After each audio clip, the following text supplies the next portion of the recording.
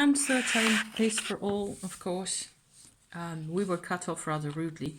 My phone has a memory disposal routine or something that it goes into halfway through my video, of course, and especially if I make these lengthy half an hour worth of videos, then it'll start protesting at some point, like everybody else has that type of problem, right? Unless you use a big disk with extra memory space, then I suppose that'll always happen. I was going to show you a couple of more rather a bit of a striking sequence of events. The sign of Aquarius just keeps turning up, and the first thing that happened was that I'm trying to recapitulate what happened. I bought a book on how to access former lives, and I haven't read it. I haven't finished it. I am reading it by bits and pieces because I've had other stuff on my mind, of course, and this week. So I've read some of it, and one of the things that struck me as really interesting was that he says, the writer, here it is, by the way, it's in Dutch, and it says Drawing from Former Lives by Schiekdel. I think he's a Swedish author originally, and he goes on to do other things in the course of his life which goes too far for me, too much matter of opinion. But this stuff he has worked with, and I can get this. He promotes a way of working with clients for regression therapy that does not involve hypnosis. So people will much more easily remember what they have been saying and doing during the therapy session, and they can use it later on. So I think that's very worthwhile. One of the things that struck me in his opening couple of chapters was that he says at some point that you can get some form of a clue intuitively, I suppose, because I wouldn't know how else to go about this. Get an idea of the horoscope that you had in your former life. So, of course, I had to try that, right? And I had this, I had a date that came out, the 23rd of January, 1547. That was the date for the life, the birth date for the life that ended in the hole in the ground, I think. Who's going to check? We have no idea, because I don't know where the hole in the ground is. I have been Googling all over, probably Europe. It's most likely to be Europe somewhere. But I haven't found any physical evidence. So far. If I find it, you'll be the first to know. You bet. But then, of course, after that, I went with that date to astro.com and looked up the ephemeris, where you get just huge lists and columns of planet positions. And what I get from that, I won't show you my scribble-de-doo in here because it's terrible. You won't be able to make out a thing. I get, in the second half of the sign of Aquarius, 5 planets: Sun, Moon, Mercury, Jupiter, Pluto. They're all in there. That's the first thing that has to do with Aquarius that is kind of, on its own, this would not have done anything for me in particular, except I suppose an hour later, after I'd done this, I found a website or a link of some sort of somebody doing Vedic astrology, Indian type astrology, who said that to get information on a former life, you shouldn't look at what is your 12th house. So you get the ascendant, right? I'm an ascendant Libra, 6, and then all the way round to number 12. That's the traditional way. So my 12th house is normally Virgo.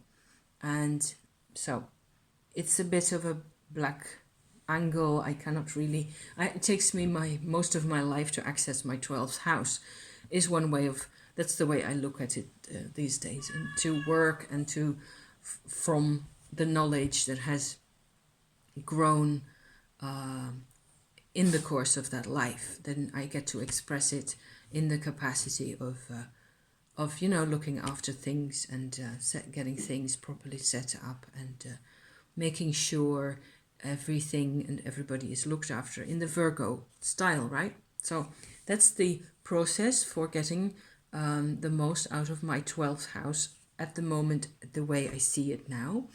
But also the 12th house is supposed to give me information on my former life. But it doesn't tell me anything really if it is in Virgo, and if I I have Uranus and Pluto conjunct in Virgo, but what does that tell me, right? I wouldn't know. I don't know anything about this, so maybe somebody else knows who can say something about this. Please, if you're one of those people, please tell me. So far, this person, this Vedic astrologer, says you shouldn't look at your ascendant and its 12th house. You should look at the house number 6, where house number 5 would be your 12, like your hidden character, your hidden characteristics, and your former life. And lo and behold, the 5th house is in Aquarius again. So I went, hey, that's the sign of Aquarius again. Yesterday was a bit of a complicated day with all the things that I had to do, and what with trying to contact this the woman in whose house I had stayed as a kid and all that, and a couple of other things. And the moon was in Aquarius on that day, yesterday, all day, and maybe it still is, but I don't think so. I think it'll have moved on to Pisces by now. It is Friday, 4:30 in the afternoon in the Netherlands. So, and yesterday morning, when I drew cards, there was the Tower card, right, in the Minchiati set that I showed you in the video that was so rudely cut off just now. This is one other card. There's the sign of Aquarius again. And when all that was done, and in the afternoon I went, after I had done my chores, I went to have a bit of a shop around, and I bought this Petersite stone pendant. And I'm so surprised again, because the sign that is given to go with Petersite is the sign of Aquarius. So all in all, that's 5 times now that the sign is linked to me. I have no idea whether this means anything. It's just a bit much, isn't it? It's a bit much of all the signs that could have come out of the Minchiati, of all the rocks I could have bought.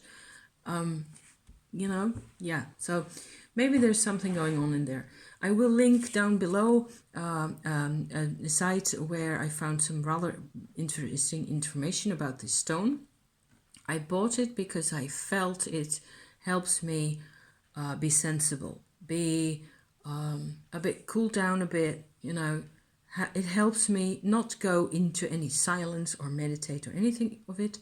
It helps me get work done, I found. And I love that. It's a great stone, and I don't know if you can see that, but it's also really pretty. It's got all these tints in it, and it's a stormy sky stone, right? And I'm already very fond of it, and it'll, if I pull on the threads over here, bear with for a second, then I can go up. And I can, it's not like a rose quartz or a heart or anything. It's a bit more